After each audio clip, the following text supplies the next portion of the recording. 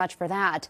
Turning back to our Northridge earthquake coverage. Many cities across Southern California now have earthquake retrofit laws for commercial or apartment buildings. It's possible you may live in one of them. Our investigative reporter Lolita Lopez is here now to show us how to find out if yours has actually been upgraded. Yeah, you can actually do that on the city's website. We're going to show you in just a bit. But after the Northridge earthquake, significant steps were taken to upgrade building codes, and many of those put in place a couple of years after the quake itself. Nearly 2 decades later, the city of Los Angeles passed an ordinance to fully retrofit certain buildings. That could mean installing steel beams or frames or a concrete wall, depending on the type of building. There are 2 types of retrofit programs in the city of Los Angeles, and thousands of buildings identified in need of seismic upgrades.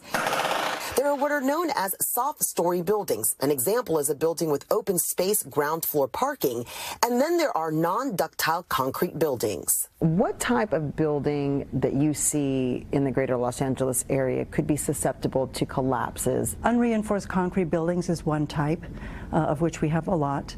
Unreinforced masonry buildings or non-ductile masonry buildings is another type. We spoke with Dr. Monica Kohler from the Department of Mechanical and Civil Engineering at the California Institute of Technology. There are a lot of buildings in those categories that are of concern. On the positive side, there's now an awareness that we have these buildings that need to be looked at and they need to be retrofit. So there is good news in that we're making progress in the retrofitting and the reinforcement that needs to be done. The I-Team reviewed data from the city of Los Angeles to see where that work stands right now. More than 12,000 buildings citywide have been deemed soft story and in need of upgrades. 95% have submitted retrofit plans, and 75% have obtained certificates of compliance, according to the LA City Department of Building and Safety website. That means the work is completely finished.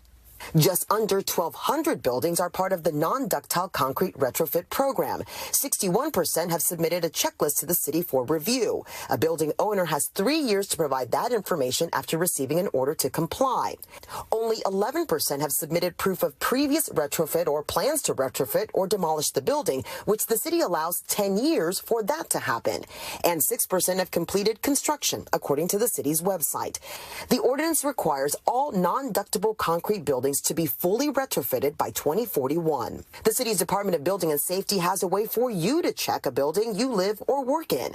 Type in an address on their website, go to the drop-down menu Retrofit Program, and you can see if there's an order to comply and the status of that work. We found some work appears to have been completed, others still in progress.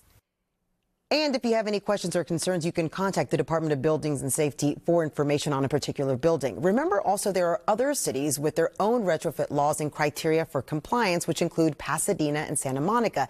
Santa Monica actually has a map where you can check buildings in their city. And so what we did was we put those links on our website, our investigations page, so people can go and check it out for themselves. Is it safe to say that anything built after that earthquake, the Northridge earthquake, is pretty safe? Pretty safe, but there's also an understanding that, remember, these codes didn't come until 96. So, we're talking about a lot of buildings pre-1978. Then there's that 20-year gap there. But it's safe to say that those now with new codes, they're inspected, they have to go in. But like I said, you can always just go check the website and see if your building is in good shape. Good tool. Very good tool. Thank you, Lolita. Sure.